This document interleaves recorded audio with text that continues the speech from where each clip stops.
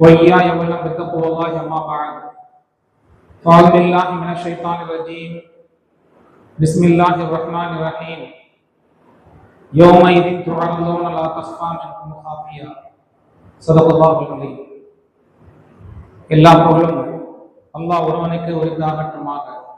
ஸலாத்தும் சாந்தியும் நமது உயிரினும் மேலான கண்மணி முஹம்மது ரசூலுல்லாஹி ஸல்லல்லாஹு அலைஹி வஸல்லம் அவர்கள் மீதிலும் அன்னவர்களை பின்பற்றிய சத்திய சஹாபாக்கள், தாபிஈன்கள், தபா தாபிஈன்கள், இறைநேசர்கள், குறிப்பாக இங்கே அமர்ந்திருக்கக்கூடிய நம்மவர்கள் அனைவர்கள் மீதிலும் என்றென்று உண்டாகட்டுமாக.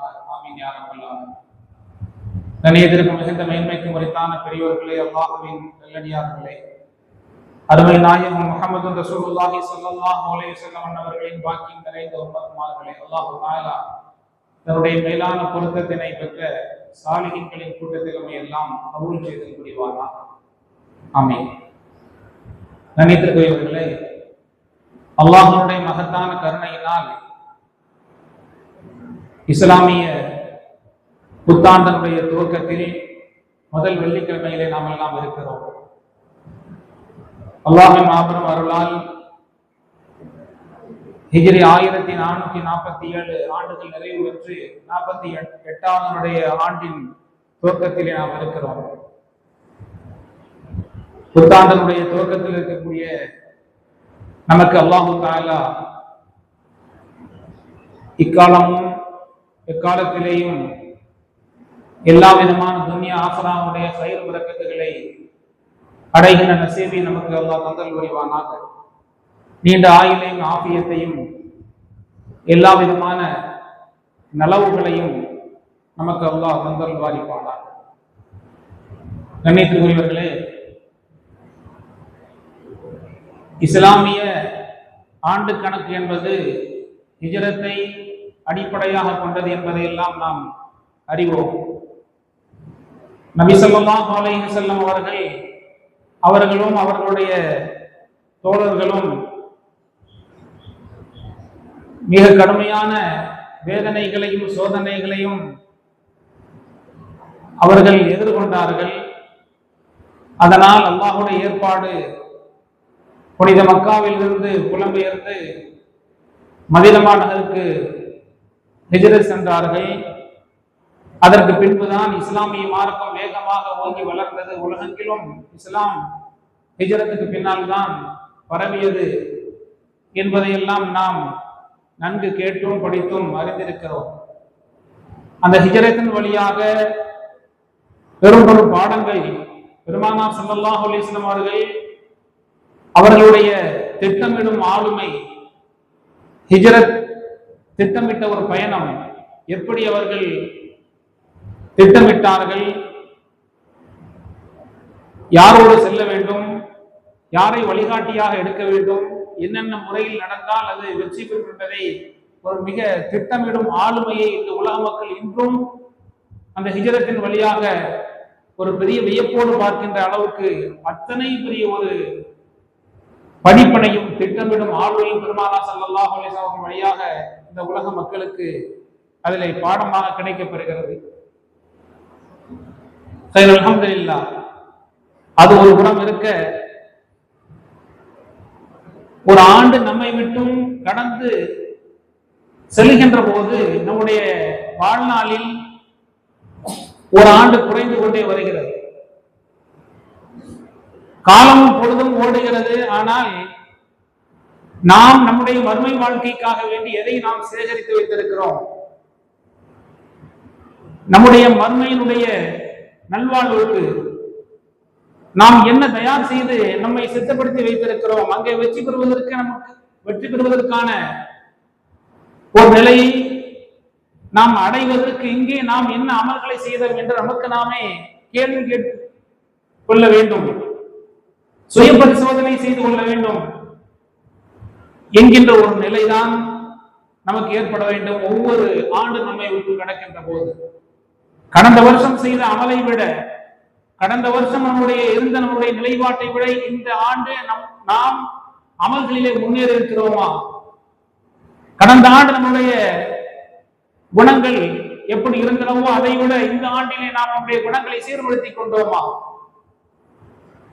இப்படி ஒவ்வொரு விஷயத்திலேயும் கடந்த ஆண்டை விட இந்த ஆண்டு நம்முடைய முன்னேற்றம் என்ன, அமல்களிலே மறுமைக்காக வேண்டி நம்முடைய ஆயத்தம் என்ன, என்னென்ன அமல்கள் நம்முடைய கைவசம் இருக்கிறது, எவ்வளவு நாம் மேம்பட்டு இருக்கிறோம், எவ்வளவு நாம் சேகரித்து வைத்திருக்கிறோம் என்று ஒவ்வொருவரும் நமக்கு நாமே நம்முடைய நஃப்ஸை கேள்வி கேட்க வேண்டிய கட்டாயத்திலே நாம் இருக்கிறோம். சுய பரிசோதனை செய்து கொள்ள வேண்டிய அவசியத்திலே நாம் இருக்கிறோம். கண்ணியத்துக்குரியவர்களே, சஹாபாக்கள் அப்படித்தான் வாழ்ந்தார்கள். குறிப்பாக உமர் இப்னு கத்தாப் ரலியல்லாஹு தஆலா அவர்கள், நபி ஸல்லல்லாஹு அலைஹி வஸல்லம் அவருடைய அருமை தோழர் உமர் இப்னு கத்தாப் ரலியல்லாஹு அவர்கள் சொல்வார்கள், உங்களுடைய நஃப்ஸுகளை நீங்கள் கேள்வி கேட்டுக் கொள்ளுங்கள். ஏனென்று சொன்னால் மறுமை நாளிலே அல்லாஹ் தஆலா கேள்வி கணக்குக்காக வேண்டி அவனுடைய தர்பாரிலே அவனுடைய சன்னிதானத்திலே நிப்பாட்டி வைக்கின்ற போது உங்களுக்கு அது உதவியாக இருக்கும். அருமறை குர்ஆனிலே அல்லாஹ் சொன்னான், யௌமைதி துரதூன லா தஸ்மா மின்கும் காஃபியா, அந்த நாளில் கியாமத்துடைய நாளில் அல்லாஹ்வுடைய சன்னிதானத்திலே எல்லோரும் நிப்பாட்டப்படுவீர்கள். அவனுக்கு முன்னால் நீங்கள் ஆஜர்படுத்தப்படுவீர்கள். எந்த ஒன்றும் மறையாத நீங்கள் செய்த எந்த செயல்பாடும் மறைக்கப்படாது. எல்லாம் அப்பட்டமாக வெளிப்படையாக எந்த ஒரு விஷயம் அல்லாஹ்வுக்கு முன்னால் மறைக்க முடியாது. நாம் அந்த நாள் உங்களுடைய கேள்வி கணக்குக்குரிய அந்த நாள் வருவதற்கு முன்னால் உங்களை நீங்களே சுய பரிசோதனை செய்து கொள்ளுங்கள், உங்களை நீங்களே கேள்வி கேட்டுக் கொள்ளுங்கள். நாம் கடந்த ஆண்டை விட குணங்களிலே எவ்வளவு நாம் சீர்பெற்றிருக்கிறோம், நம்முடைய குணங்களை எவ்வளவு சீர்படுத்தி இருக்கிறோம், எவ்வளவு அமல்களிலே முன்னேறி இருக்கிறோம். கடந்த ஆண்டை விட இந்த ஆண்டிலே நாம் நம்மை சுற்றி உள்ளவர்களுக்கு எவ்வளவு உதவி இருக்கிறோம், எத்தனை பேர்களுக்கு நாம் உபகாரம் செய்திருக்கிறோம், பிறருடைய நலவை நாம் எவ்வளவு நாடி இருக்கிறோம், எத்தனை நபர்களுக்கு நாம் ஆறுதலாக இருந்தோம், உதவிகள் புரிந்தோம் என்று நமக்கு நாம் சுய பரிசோதனை செய்து கொள்ள வேண்டும். நம்மை நாம் கேள்வி கேட்டுக் கொள்ள வேண்டும் என்பார்கள் உமர் இப்னு கத்தாப் ரலியல்லாஹு தஆலா அவர்கள். என்று சொன்னால் அவ்வாறு நாம் ஒவ்வொரு நாளும் நம்மை நாம் கேள்வி கேட்டுக் கொள்கின்ற போது கியாமத்திலே அல்லாஹ்வுடைய தர்பாரிலே நிப்பாட்டி வைக்கின்ற போது நமக்கு அது உதவியாக இருக்கும் என்பார். கண்ணியத்துக்குரியவர்களே, உமர் ரலியல்லாஹு தஆலா அவர்களுக்கு ஒரு அசர் தொழுகை, ஒரு நாள் அசருடைய ஜமாத் தப்பி போய்விட்டது, தொழுகை தப்பி விட்டது. அதற்கு பகரமாக ஒரு நிலத்தை அவர்கள் சதகாவாக கொடுத்தார்கள். உமர் ரலியல்லாஹு தஆலா அவர்களுக்கு அது அசர் தொழுகை தப்பி போனதனால், ஜமாத் தப்பி போனதால் ஒரு நிலத்தை அவர்கள் சதகா கொடுத்தார்கள். அந்த நிலத்தினுடைய விலை மாத்திரம் 1,00,000 ரூபாய், 1,00,000 திர்ஹம் விலை மதிப்பு உள்ளது.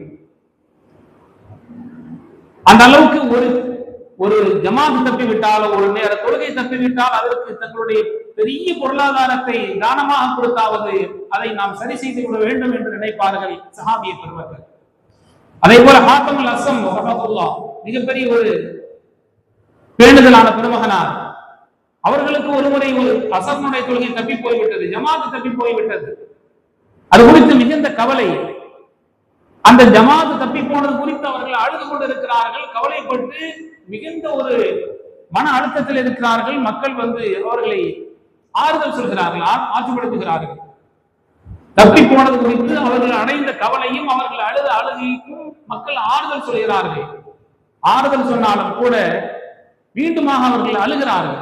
அழுதால் ரஹமக்கல்லாஹ், அல்லாஹ் உங்களுக்கு ரஹ்மத் செய்யட்டுமாக, ஏன் நீங்கள் இவ்வாறு அழுகிறீர்கள், என்ன காரணத்தினால் அழுகிறீர்கள் என்று கேட்டபோது அவர்கள் பதில் சொன்னார்கள், அசர் தொழுகை தப்பி போய்விட்டது, அதற்காக நான் கவலைப்படுகிறேன். அதற்கு ஆறுதல் சொல்ல வருகிறார்கள். ஆறுதல் சொல்ல வரக்கூடிய அந்த நான் அழுகின்ற கவலைக்கும் நான் அழுகின்ற அழுகைக்கும் எனக்கு ஆறுதல் சொல்கிறார்களே, அந்த மக்களுடைய எண்ணிக்கை குறைவாக இருக்கிறது. இதுவே அவர்கள் சொல்கிறார்கள், அல்லாஹ் பாதுகாக்க வேண்டும், எனக்கு ஒரு குழந்தை இறந்திருந்தால் இந்த மதீனா முழுக்க எனக்கு ஆறுதல் சொல்லியிருப்பார்கள். ஒரு குழந்தை இறந்திருந்தால், வஃபாத்தாக இருந்தால், எனக்குரிய குழந்தை இறந்திருந்தால் அந்த மதீனா முழுக்க வந்திருப்பார்கள். ஆனால் ஜமாத் தொழுகை அதை விட பிரதானமானது, அல்லாஹ்வுக்கு செய்ய வேண்டிய கட்டாய கடமையான தொழுகையை தப்பி போனதற்கு இவ்வளவு சொற்பமான மக்கள் ஆறுதல் சொல்கிறார்கள். அப்படியானால் இபாதத் என்பது அவ்வளவு லேசாக மக்கள் கருதுகிறார்கள் என்பதை போல் அது குறித்து நான் கவலைப்பட்டு அழுகிறேன் என்றார். முதலிலே அழுதது தப்பி போய்விட்டது என்று சொன்னால், இரண்டாவது ஆறுதல் கூறக்கூடிய மக்களுடைய எண்ணிக்கை இவ்வளவு குறைந்து விட்டது.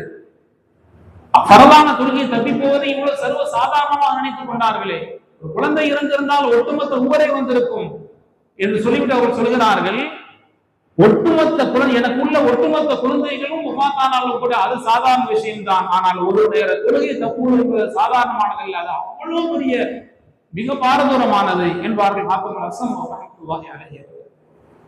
இப்படி தங்களுக்கு தாங்களே வாழ்க்கையில ஒரு ஒரு வக்து நேரம் தொழுகை தப்பி போய்விட்டாலோ ஜமாத்து தப்பி போய்விட்டாலோ அதற்காக அவர்கள் அடைந்த கவலைகளும் அவர்கள் அழுத அழுகைகளும் சாதாரணமானது. நாம் நம்மை சீர்தூக்கி பார்க்க கடமைப்பட்டிருக்கிறோம். இப்னு சிம்மா ரஹ்மத்துல்லாஹ் அவர்கள் தங்களுடைய 60வது வயதில் அவர்கள் அழுகிறார்கள். 60வது வயதிலே அவர்கள் ஒரு நாள் அழுது கொண்டிருக்கிறார்கள். எதனால் அழுகிறீர்கள் என்று கேட்டது சொன்னார்கள், கிட்டத்தட்ட 21,500 நாட்கள் என்னுடைய வாழ்க்கையிலே கடந்திருக்கிறது. அரபி கணக்குப்படி கிட்டத்தட்ட ஏறத்தாழ 60 வருடங்கள் என்பது அரபி மாதத்தினுடைய கணக்கின்படி நாட்கள் கணக்கின்படி 21,500 சில்லறை நாட்கள். 21,500 நாட்கள் என்னுடைய வாழ்க்கையிலே கடந்திருக்கிறது. ஒரு நாளைக்கு ஒரு பாவம் வீதம் நாம் செய்திருந்தாலும் எவ்வளவு 21,500 பாவங்களை நான் செய்திருப்பேன். என்னுடைய ரப்பை நான் சந்திக்கின்ற போது 21,500 பாவங்களோடு நான் சந்திப்பேன். ஒரு பாவம் செய்திருந்தாலும் கூட, ஆனால் ஒரு பாவமா நாம் செய்திருப்போம். 1000 கணக்கிலே பாவம் செய்திருந்தால் ஒரு கதி என்ன, நிலை என்ன என்பது குறித்து நான் அழுகிறேன் என்றார்கள் இப்னு சிம்மா ரஹ்மத்துல்லாஹி அலைஹி.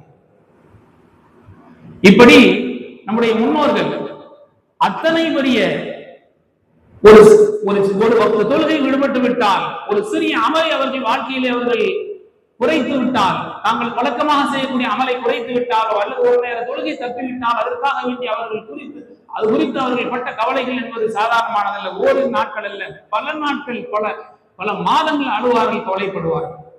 இமாம் கஸாலி ரஹ்மத்துல்லாஹி அலைஹி அவர்கள் சொல்வார்கள், கஸாலி ரஹ்மத்துல்லாஹி அவர்கள், நீ செய்கின்ற ஒரு பாவம் இருக்கிறது, அந்த பாவத்தை ஒரு பாவம் செய்கிறாய் என்று சொன்னால் ஒரு பாவம் செய்ததனுடைய அடையாளமாக உன்னுடைய வீட்டிலே ஒரு கல்லை நீ எரி. உதாரணத்திற்கு ஒரு பாவம் நீ செய்து விட்டாய், பாவத்தினுடைய எண்ணிக்கையை எப்படி கணக்கிடுவது? இமாம் கஸாலி ரஹ்மத்துல்லாஹி சொல்கிறார்கள், ஒரு பாவத்திற்கு நீ ஒரு கல்லை எடுத்து உன்னுடைய வீட்டிலே நீ எரிந்து விட்டாய் என்று சொன்னால் அந்த வீடு எவ்வளவு விரைவாக நிரம்பிவிடும் என்பதை நீ பாருங்கள். மனிதன் செய்யக்கூடிய பாவங்கள் அவ்வளவு. இப்படி ஒவ்வொரு விஷயத்தையும் குறித்து நாம் செய்கின்ற நம்முடைய வாழ்க்கையில இன்றைக்கு விடிந்திருக்கிறது, இன்றைக்கு விடிந்து கொழுந்து விட்டது என்று சொன்னால் இன்றைக்கு நாம் செய்த நல்ல அமல்கள் என்ன, இன்றைக்கு நாம் செய்த குற்றச்செயல்கள் எவ்வளவு, நன்மைகள் அதிகமா குற்றச்செயல்கள் அதிகமா என்பதை நமக்கு நாமே நாம் சுய பரிசோதனை, நமக்கு நாமே நம்முடைய நஃப்ஸினுடைய கேள்விகள், நமக்கு நாமே கேள்வி கேட்டுக் கொள்ள வேண்டும். இது எதற்கு உதவும் என்று சொன்னால், மறுமை உமர் இப்னு கத்தாப் ரலியல்லாஹு அன்ஹு சொல்வார்கள், மறுமை நாளையிலே அல்லாஹ்வுடைய தர்பாரிலே நிப்பாட்டி வைக்கப்படுகின்ற போது அங்கே அல்லாஹ் கேள்வி கேட்பான் அல்லவா, அந்த கேள்வி கணக்கு நேரத்தில் உனக்கு இது உதவியாக இருக்கும்.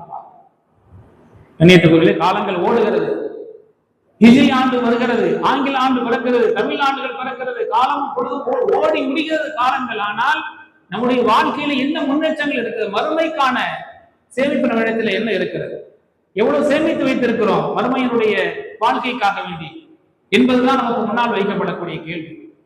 கண்ணியத்துக்குரிய நாம் பெரிய பிரதானமான அமலை நாம் சிந்திக்க வேண்டியதில்லை, பிரதானமான அமல் இல்லை, சாதாரணமான சின்ன சின்ன அமல்களுக்கு அல்லாஹ் தஆலா வைத்திருக்கக்கூடிய பெருத்த கூலிகள், அதை நாம் செய்கிறோமா என்று நமக்கு நாம் கேள்வி கேட்டுக்கொள்ள வேண்டிய சூழ்நிலையில் இருக்கிறோம். பெருமானார் ஸல்லல்லாஹு அலைஹி வஸல்லம் சொல்வார்கள், ஹதீஸிலே சொல்வார்கள், மாமின் முஃமினின் யுஅஸி அஹாஹு மின் முஸீபத்தின் இல்லா கஸாஹு அல்லாஹு நஹ்ரல் கராம். ஒரு மனிதருக்கு ஒரு சோக நிகழ்வு ஏற்பட்டு விட்டது, ஒரு துக்க சம்பவம் ஏற்பட்டு விட்டது, தன்னுடைய சகோதர முஸ்லிமுக்கு ஒரு மனிதர் ஆறுதல் சொல்கிறார் என்று சொன்னார், அவரை ஆற்றுப்படுத்துகிறார், ஆறுதல் சொல்கிறார், கவலைப்படாதீர்கள் அல்லாஹ் போதுமானவர் என்று அவருக்குரிய ஆறுதலான வார்த்தைகளை சொன்னால் அல்லாஹ் தஆலா அதற்கு கொடுக்கக்கூடிய பகரம் கியாமத்துடைய நாளையிலே மக்கள் மன்றத்திலே வைத்து அல்லாஹ் தஆலா மக்களுடைய சன்னிதானத்திலே வைத்து சந்தையான ஒரு ஆடை அல்லாஹ் தஆலா பொன்னாடை கொடுக்குவார். அவரை அத்தனை மக்களுக்கு முன்னால், காரணம் அவர் தன்னுடைய சகோதரருக்கு ஆறுதல் சொன்னவர். சாதாரணமாக நம்முடைய சகோதர முஸ்லிமுக்கு, நம்முடைய சகோதரருக்கு ஒரு ஆறுதலான வார்த்தை சொன்னால் அல்லாஹ் தரக்கூடிய கண்ணியம் கூலியும் அவ்வளவு பிரதானமானது. மறுமை நாளில் அல்லாஹ் தஆலா அத்தனை மக்களுக்கு முன்னால் கண்ணியப்படுத்துவான். காரணம் அவர் தன்னுடைய சகோதரரை, தன்னை போன்ற ஒரு மூமினை அவர் ஆறுதல் படுத்தினார். அல்லாஹ்வுக்கு அவர் சாதாரண எத்தனை பேர் நாம் ஆறுதல் சொல்லியிருக்கோம். இன்றைக்கு பெற்ற தந்தையினுடைய ஜனாசாவிலே கடந்து உள்ளாதவர்கள் எத்தனை பேர்கள் இருக்கிறார்கள். வேதாந்தம் பேசிக்கொண்டு ஒரு சின்ன விஷயத்திற்காக வேண்டி, சாதாரணமான ஒரு சிறிய விஷயத்திற்காக வேண்டி பெற்ற தந்தையினுடைய, தன்னுடைய தாயினுடைய ஜனாசாவிலே, தந்தையின் நோய்களை எல்லாம் பாதுகாக்க வேண்டும், சகோதரர்களுடைய ஜனாசாவிலே கலந்து கொள்ளாதவர்கள் எத்தனை பேர்கள், சின்ன விஷயத்திற்காக வேண்டி எத்தனை ஆண்டு காலம் பகைத்துக் கொள்ளக்கூடிய நபர்கள் எத்தனை பேர்கள் இருக்கிறார்கள். கண்ணியத்துக்குரியவர்களை நாம் சிந்திக்க கடமைப்பட்டிருக்கிறோம். பிறருடைய உணர்வுகளை நாம் எந்த அளவுக்கு மதிக்கிறோம், பிறருக்கு எவ்வளவு ஆறுதலாக இருக்கிறோம், நம்மை சார்ந்தவர்களுக்கு நாம் எந்த அளவுக்கு உதவிகள் புரிந்திருக்கிறோம், இதுவெல்லாம் வறுமை நாளிலே நமக்கு நன்மையாக வந்து நிற்கும்.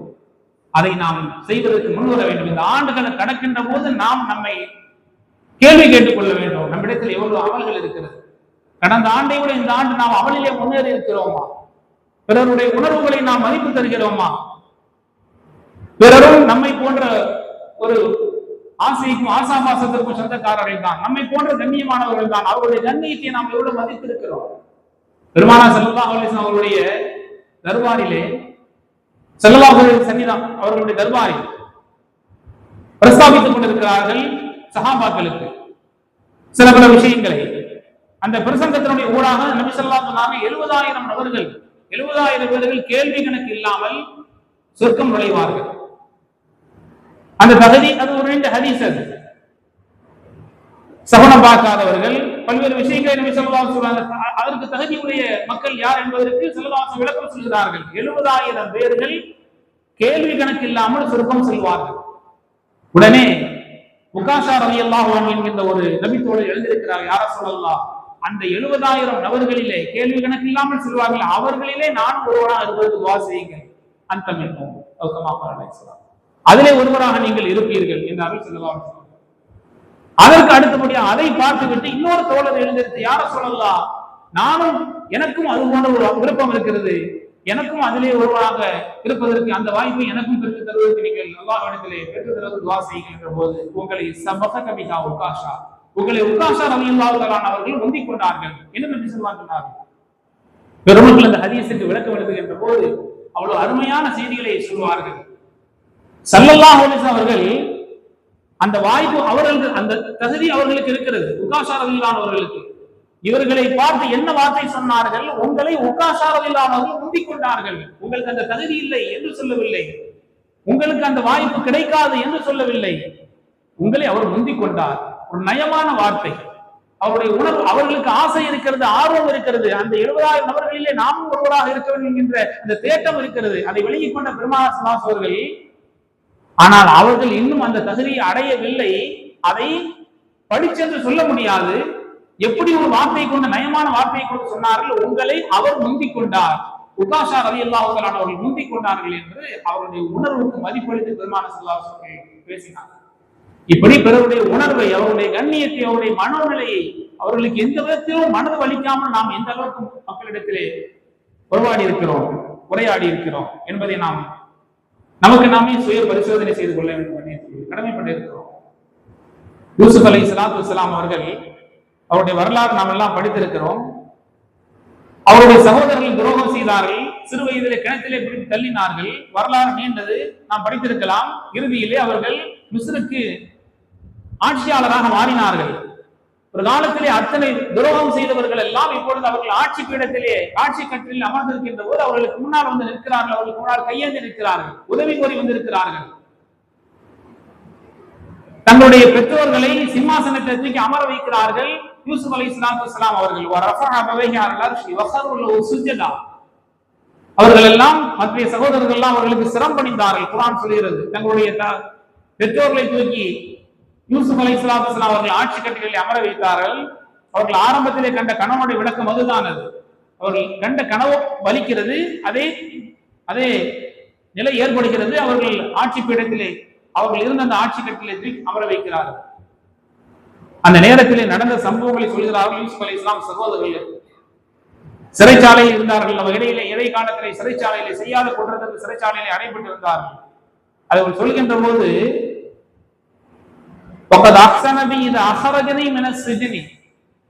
சிறைச்சாலையிலிருந்து அல்லாஹு தஆலா என்னை விடுவித்தான். அல்லாஹு தஆலா என்னுடைய ரப்பு எப்படிப்பட்டவன், அல்லாஹ்வை புகழ்கிறார்கள் அவர்கள். சிறைச்சாலையிலிருந்து அல்லாஹ் என்னை கொண்டு வந்தான், வெளியிலே கொண்டு வந்தான். கிணற்றிலே நீங்கள் தள்ளி விட்டீர்களே, கிணற்றிலிருந்து அல்லாஹ் என்னை பாதுகாத்தான் என்று அவர்களுக்கு முன்னால் சொல்லவில்லை. சிறைச்சாலையிலிருந்து அல்லாஹ் தஆலா என்னை வெளியிலே கொண்டு வந்தான், அவர்களை குத்தி காட்டவில்லை. அவர்களுக்கு மனம் வலிக்கும்படியான எந்த வார்த்தையும், ஒரு காலத்திலே நீங்கள் எல்லாம் சேர்ந்து என்னை கிணற்றிலே தள்ளினீர்களே, அல்லாஹ் என்னை கிணற்றிலிருந்து காப்பாற்றி கொண்டு வந்தான் என்ற வார்த்தை என்று சொல்லாமல், இது அஹ்ரஜனி மின சிஜ்னி, சிறைச்சாலையிலிருந்து அல்லாஹ் என்னை கொண்டு வந்தான் என்று சொன்னார். எனக்கும் என்னுடைய சகோதரர்களுக்கு மத்தியிலே ஷைத்தான் பிளவை ஏற்படுத்தி விட்டான் என்று சொன்னார்கள். ஷைத்தான் மீது ஷைத்தானை குற்றம் சாட்டினார்கள். நயமான வார்த்தைகளை கொண்டு தன்னுடைய சகோதரர்களுக்கு முன்னால் என்ன காரணத்தை கொண்டு அவர்களுடைய மனம் வலிக்கும்படியாக வார்த்தை சொல்லவில்லை. அவருடைய உணர்வுக்கு மதிப்படுத்தி இப்பொழுது அவர்கள் கூணி குறுகி வந்திருக்கிறார்கள்.